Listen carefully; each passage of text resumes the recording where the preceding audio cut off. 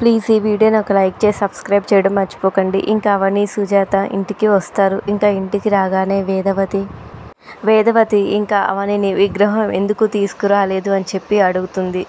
ఇంకా ప్రసాదరావేమో విగ్రహం అక్కడే ఉందని తెలిసి కూడా విగ్రహం అక్కడే వదిలేసి ఉట్టి చేతులతో ఇంటికి ఎందుకు వచ్చారని చెప్పి ఇంకా ప్రసాదరావు అవనిని అడుగుతాడు.